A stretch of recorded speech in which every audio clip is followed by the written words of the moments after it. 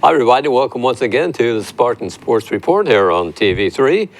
Sam and I appreciate you dropping by to join us in our talk about the sports. Yeah, another edition of Spartan Sports Report and other sports we'll talk about There's tonight. still some football hanging around, high school football, and we still have an area team. Right, Cambridge City Lincoln moving on to the sectional championship. Right. Congratulations to them. Absolutely. They played Indy, I think, this week, Lutheran. So Centerville didn't do well. They were shut out, I believe, live by Delta. So Delta's pretty good. Yes. So that leaves one team in Cambridge City, and we wish the Golden Eagles the best of luck.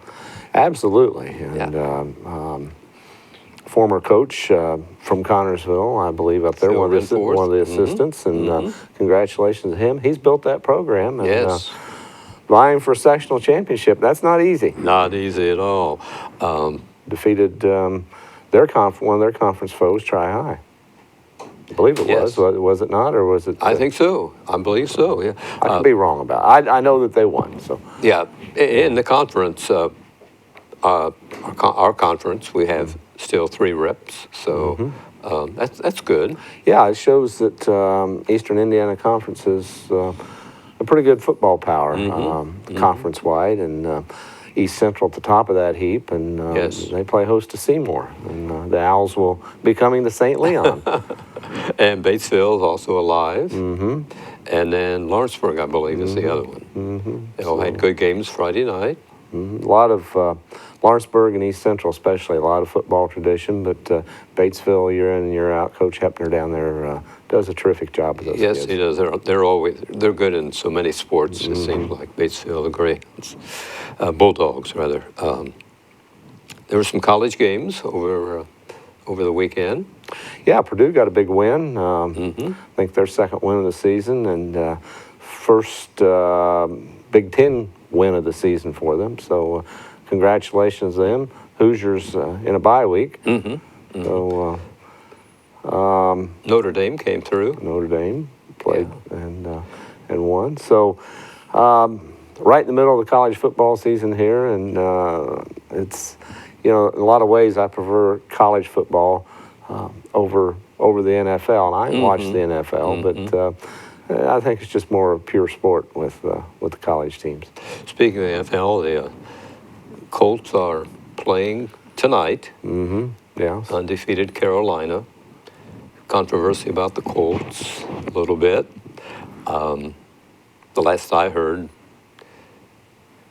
Andrew Luck had some fractured ribs. Supposedly, Indianapolis didn't tell the NFL brass, and you have to be upfront with the injuries to your players. And now they're supposed to be investigating to see if he really has fractured ribs or it's just a shoulder problem. And why would you, if you did have that and you're supposed to disclose, why would you not disclose? I don't know. And fractured ribs, of course, he's had the shoulder problem. Yes. And the backup Hasselbacks come in and played well for him, and I'm not so sure that maybe they ought to be using him until Luck gets totally healed up, whether it be shoulder or ribs or whatever. That would make sense to me because Hasselback did do a good job in those 2 games they had him playing. I don't know what's going on up there. I think it's more than just luck. Andrew, I think their offensive line is not what they thought it would be. Maybe some internal problems that we don't know about. You could be. Yeah. Coach Pagano was on the hot seat a couple weeks ago Yes. for that weird formation. So, they're going to have to turn it around, and a tough team to play in the Panthers. They're going to turn around pretty soon because they've lost 4 now, 1-3. So we can talk about a winning, though, NFL team in the area. Yeah, to our southeast, and a lot of Bengal fans still in the area, and congratulations to them. 7-0, first time in franchise history. Yes, that's quite a remarkable record. It is, and hopefully they can continue that. Before the Colts came to Indianapolis, many of us Oh, sure. We're Bengals fans, and I guess I continue to be, but I've switched my allegiance some to the Colts. But two area teams, you can be for two of them. Yeah, we're pretty lucky here to have two teams. I mean, not too many communities have two such close NFL teams. I remember as a child that my brother and my dad were Browns fans because Cleveland. before Okay. before the Bengals were here, that was one of the it was them or Chicago probably the two closest NFL teams. Sure, sure. Yeah. Well, I wish the Bengals the best of luck and hope they can keep going. They're ahead of their division. I think they have a 3.5 game lead over Pittsburgh. So they should be headed for the playoffs. I don't know what number. Is it 10 wins usually gets you into the playoffs? I think so. Yeah. Something like that. Yeah. Should anyway, and it just depends on the others in their conference or their division. I think is how that works. And of course, a lot of people around here, speaking of allegiances, have switched and like the Broncos because of Peyton Manning, and Yes. I believe they're undefeated now too. I think so. Yes, they won their 7th game. So it's interesting. But I'm like you. I sort of prefer college football over the pros. I don't know why, but it's. Well, they're just. I think that they are trying to prove themselves more, Sure. so that they can move to the next level. Stepping stone. And just all the rivalries, conference rivalries, and in-state rivalries, and it just makes it fun. Kansas City did pretty well. Yeah, sure did, and first time in 30 years, they said. Yes. And second time 35. Overall to win the World Series. Congratulations to them. I was probably rooting for the Mets because I like the National League. I think it's more pure baseball. They don't have the DH, but can't say that I'm too disappointed either because not a big fan of the New York teams, but I do like the National League over the American League. Kansas City in 5 games, I think, surprised a lot of people. Coming from behind in 3, I believe. They had some help from Cincinnati. Yeah, Johnny Cueto. Yeah, sure did. Cincinnati gets rid of their good players, and Yes. but they end up winning that. I guess seems like there's always a little bit of controversy everywhere. And I was listening to a sports report today about the pitcher. His name's same as mine, Harvey. That. They were going to take him out of the game, and he insisted that he stay in the game, and probably cost them. Yes, after 8 innings, I think he had reached sort of the maximum pitch total, and the pitching coach for the Royals came over in the dugout and said, have a seat, boy, you're finished. And he kind of went off the deep end and pushed this guy aside and went to the manager and sort of talked to him. I don't know what they said, but anyway, he went out to begin the 9th inning. The fans were chanting that they wanted Harvey to come back out to try to complete the game, but didn't work. But hindsight shows that pitching coach and the manager knew what they were doing. Yeah, and the manager should have listened to the pitching coach. I think so. It was unfortunate because the guy did pitch a good game. He had a 2-0 lead, and I think had given up 4 hits, maybe something like that. But he just ran out of gas, and then got in trouble real early in the 9th inning, and that spelled the beginning of the end for the Mets. But it was a good series. I think surprised a lot of people. But it was kind of nice to get the series champion back in them. It was in San Francisco last year to get it back in the heartland here. Right, back in this area. And I think Kansas City is comparable to Cincinnati as far as payroll is concerned. So I think that's good news that a team doesn't have to spend $500 million on payroll to win. So hopefully it's for the Reds fans. That's some encouragement. Yeah, and over the years we've seen the Reds be able to do that. I don't know what their problem's been the last couple of years, but hopefully they can turn that around, because I'd like to see another pennant down there, and Sure, another sure. World Series Sure. championship. But, Yeah, I hope we get one before too many more years. But right now, though, the emphasis in Cincinnati is on the Bengals, and I know people are screaming Super Bowl and all that kind of stuff. But well, one game at a time. I guess so, right? It takes a lot of good fortune to get that far. Sure but does. they could do it. I think so. I hope that they make some moves that that work out for them, and they can get some of their problems behind them. And because the fans deserve it here, and as you say, they have a strong following, and they deserve a champ. Yeah, they do, and they've not won a Super Bowl since they've been a franchise. So it would be nice to have one. Sure would down be. in the Queen City. I would hope so. We'll know here shortly, I guess, after the first of the year. All that begins to shake itself out. There's some basketball to be played pretty soon. Yeah, coming up Thursday night, the girls travel over to New Palestine to take on the Lady Dragons, and a team I think that's gotten better since we started playing them over at New Pal. And the Lady Spartans, I think it's going to be a learning year for them. We had Coach Thompson on a couple weeks ago, and he talked about that. And they had a scrimmage on Friday night and played Union County. And Union County is more of a veteran team. Much smaller enrollment, but throw that out the window. I don't like all this class anyway, but the girls, the account that I read, that the girls have some work to do. I think so, and it seems like we're going to have some underclassmen, as you say, getting some experience in a learning season for these young ladies and everything.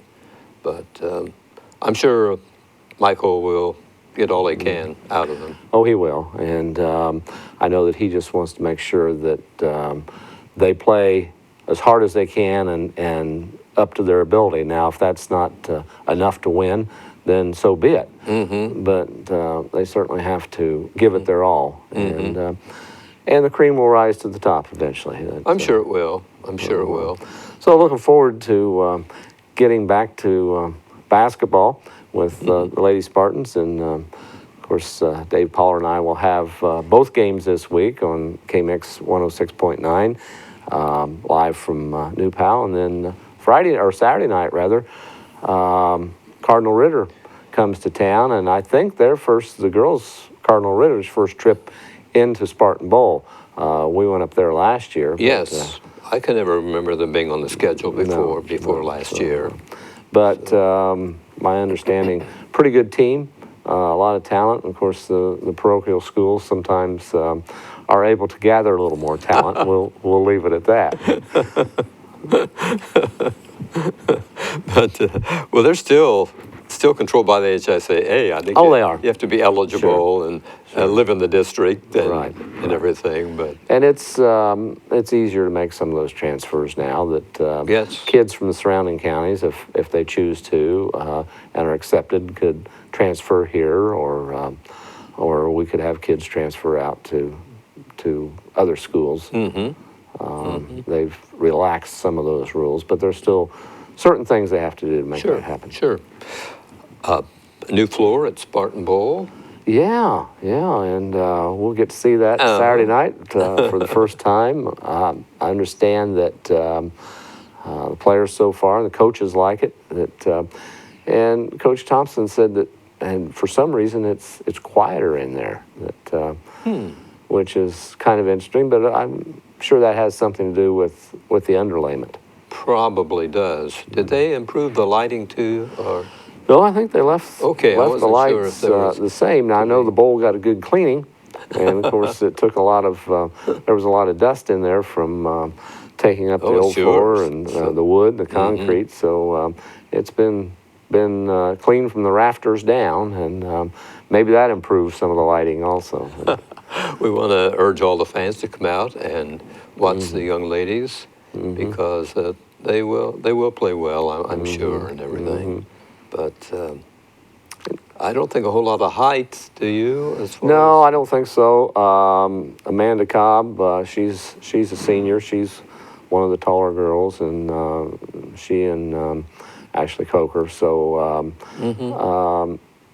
probably, I don't know, they're 5'7", 5'8", maybe 5'9", but I see Amanda in church and she has high heels on, and I look up to her, but I said, you can't play with those on, I'm sure. But, right. Are they the only holdovers from last year? well, Michaela Taylor played, Okay. got some varsity time and is a pretty good shooter. Bailey Flanagan is back. I believe she was a freshman Okay. last year, and she had some varsity minutes. And Henry girl, she also got some varsity minutes. I'm probably leaving somebody Sure, out. I know. But, It's tough to remember all.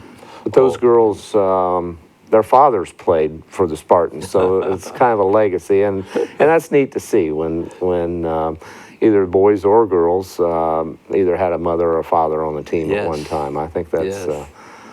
carrying on not only carrying on the family tradition, but the Spartan tradition as Right. well. Well, we wish them good luck. Who looks tough in the conference this year, in your opinion? Well, I would think East Central has been pretty good. Rushville is always good. Yeah, of course, they're- that's they've been such a rivalry between the Spartans and the Lions, and has been for as long as I can remember, and I'm sure you too. That They've had some excellent from teams back, at Rushville. oh yes, they have, and so you look at Rushville, East Central, Batesville's usually pretty good. Yes. So we'll see. I think that Lady Spartans can be competitive in some of those games, but I think they'll have their hands full. And after this weekend, and they play Mount Vernon and Mount Vernon Hancock, Fortville, and Yes. that's always a tough assignment. Always a tough game. No matter what. But I like Coach Thompson's philosophy on scheduling. He plays good teams all season long, and I think it can only make you better come tournament time. If you want to be the best, you have to play the best. Well, I like that philosophy. If you play weak teams, you really don't find out what your weaknesses are. And by playing a stronger team, you do, and then it gives you a chance to develop those skills ready for tournament time. Sure does, and that's what people remember. That's right. You ask people about Connersville, what do they remember? 2 state championships in boys basketball. And so, Getting back to the floor at Spartan Bowl, I believe it looks like the old floor.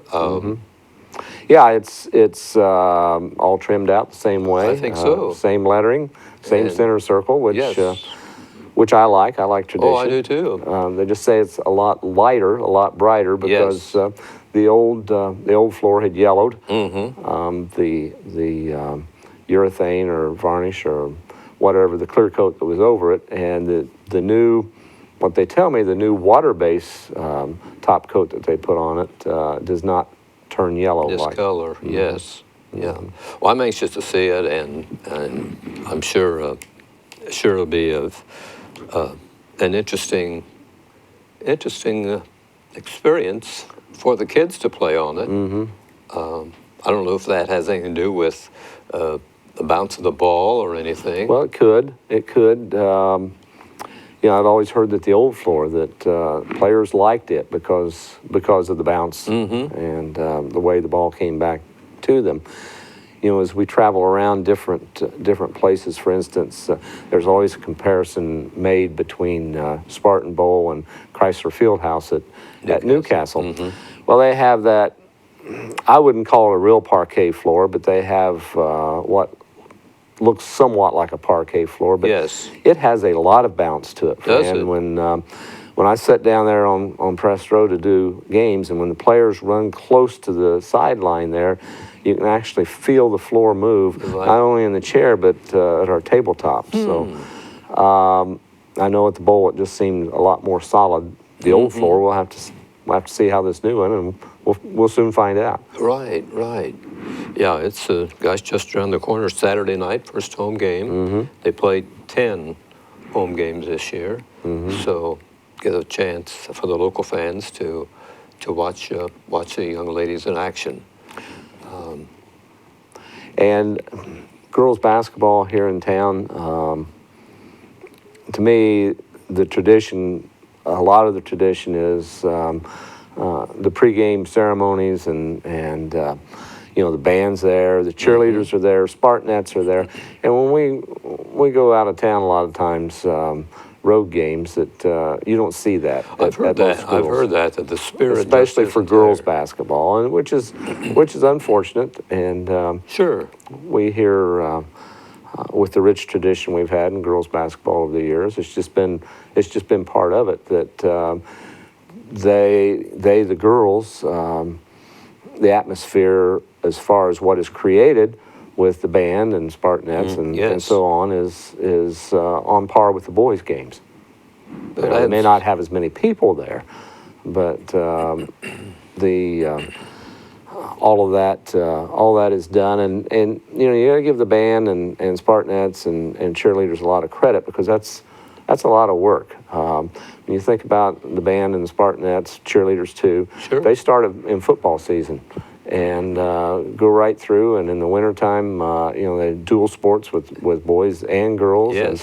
And I understand that occasionally at some of the other games, volleyball games and things like that, that there may be some cheerleaders there also. So those young people put in just as much work as, in many ways, as the players on the court. Absolutely, they work hard, put on a good show. Yeah, they do. And I know the fans appreciate it.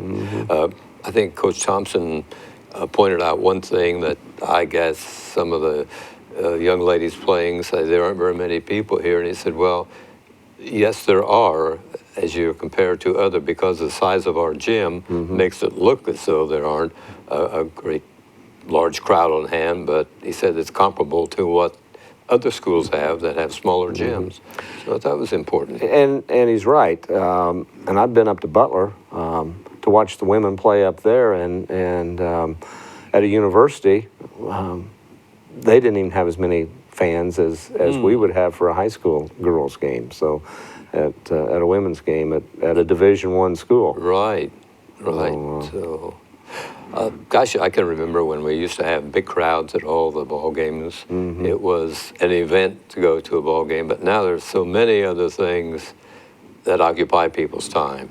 Yeah, there are, and video games, a lot of other activities that young people like to do. I still think that dollar for dollar, though, that it's a bargain and it can be a lot of fun. I also think that the advent of class basketball has been around now 15 years. That has changed things, and they said that attendance was on the decline before that, but we've seen a really big drop off because I agree. A lot of the neighborhood rivalries, we would look forward to the regular season game, and many times during sectional or regional, we may play some of those same teams that we would play during the regular season, and it might become a grudge match, or you could gauge how you did regular season against them, and it built the rivalries. You look at, Fran, over the years, Union County is still the biggest game of the year, attendance-wise, here at Spartan Bowl for the boys when they come the night before Thanksgiving. But think about all those sectionals and when the whole town of Liberty would show up at Spartan Bowl. It was just something special, and they had legitimate chances at winning, and, Sure. and they did win that Yes. sectional several times. So. And you go back to not only Liberty or Union County as they become, but back to the days of Brookville, the teams that they would bring in here for sectional, and then regional when Rushville would come over. There was nothing like regional Saturday. Oh. At Spartan Bowl when the Lions would be here and the Spartans would be playing, and the bowl, the temporary bleachers put up. It was we had an 6,000 atmosphere second to none. 6,000 people in that gym. Oh, yeah. On those days when the temporaries were put up. It's over 5,000 permanent seats.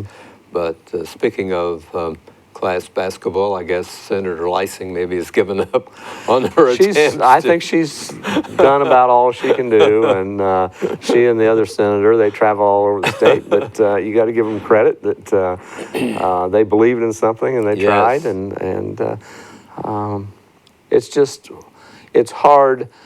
IHSAA is a private organization, not funded by the state. Yes. So it was going to be an uphill climb for them to be able, for the state and for the legislature, to wield any power there anyway, I think. But, Yeah, she's tried several things.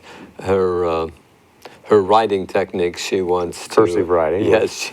Which I think is a good thing. I do too. I don't know why she can't get help, but she said whoever's ahead of some kind of committee won't pass hear it it. on or something. But she's quite a fighter, so who knows? She may bring back the single class sports again. You never know. She very well could, and I would like to see it. I would like to see it taken away, but I don't know. The odds aren't all that great. But see, none of the kids playing today even were around. No. Or if they were just infants back when it changed. So they don't know any different. no, than that's what it right. is. They, but the classes again are based on enrollment, and Then they do funny things. This